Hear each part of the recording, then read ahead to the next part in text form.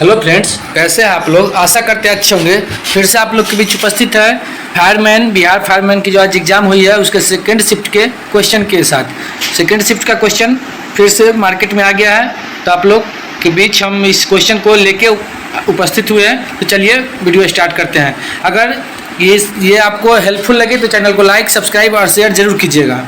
तो चलिए स्टार्ट करते हैं। पहला क्वेश्चन है, कुन्नू राष्ट्रीय उद्यान यह कहाँ स्थित है। तो कुन्नू राष्ट्रीय उद्यान मध्य प्रदेश में स्थित है। ऑप्शन ए राइट आंसर होगा। आगे बढ़ते हैं। अगला है, एक वृत्त का परिमाप और क्षेत्रफल संख्यात्मक रूप से बराबर है तो उस वृत्त की त्रिज्या क्या होगी। तो इसको बना के देखेंगे तो इसका राइट आंसर आएगा 2 इकाई। 2 आता है इसका आंसर।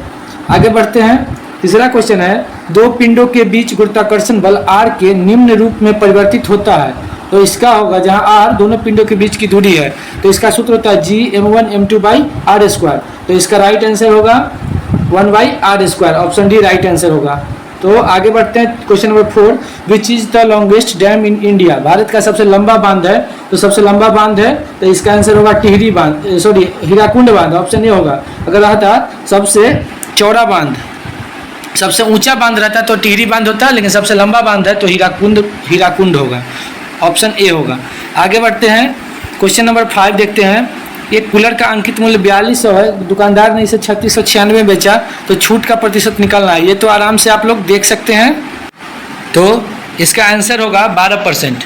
आगे बढ़ते हैं। दो पूरक कोणों का योग होता है कितना। तो दो पूरक कोणों का योग होता है 90 डिग्री। मान लीजिए 30 डिग्री है तो उसका पूरक कोण होता है 60 डिग्री। 90 में से 30 घटाते हैं तो दोनों कोण को मिला के, दोनों पूरक कोण को मिला के होते हैं योगफल 90 डिग्री।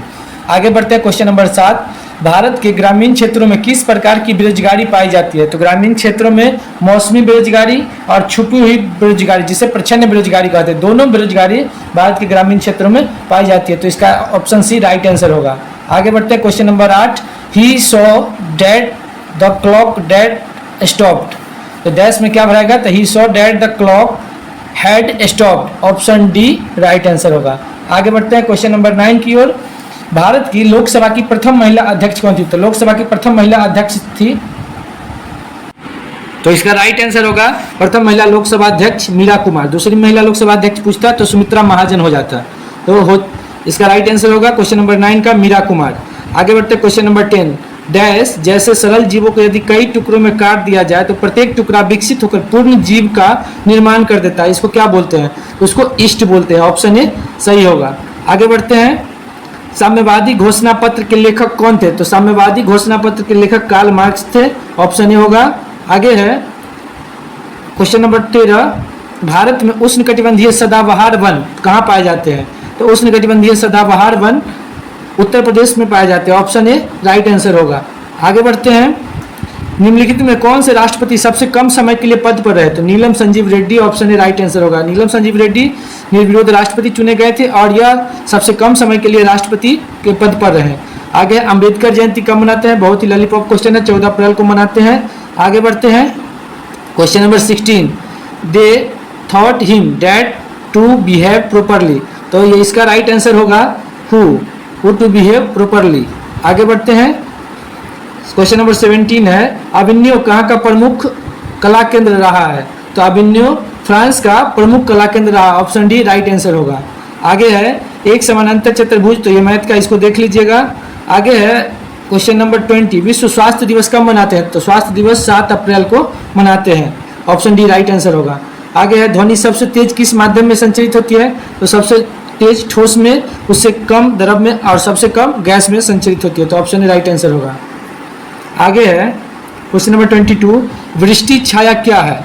वृष्टि छाया एक ऐसा क्षेत्र जो अपेक्षाकृत रूप से धरातलीय अवरोध के प्रभाव से कम वर्षा क्षेत्र है। तो वृष्टि छाया ऑप्शन ए राइट आंसर है। जो कम वर्षा क्षेत्र है वही वृष्टि छाया है। आगे है क्वेश्चन नंबर 23, आपातकाल के दौरान मूल अधिकारों के प्रवर्तन को निलंबित किया जा सकता है किसके द्वारा। तो सर्वोच्च न्यायालय इसका राइट आंसर होगा। संसद नहीं होगा, सर्वोच्च न्यायालय होगा। आगे बढ़ते हैं। संस्कृति शब्द का विशेषण क्या है। तो संस्कृति शब्द का विशेषण होगा सांस्कृतिक। ऑप्शन सी होगा, सांस्कृतिक। आगे बढ़ते हैं। क्वेश्चन नंबर 25 देख लीजिए।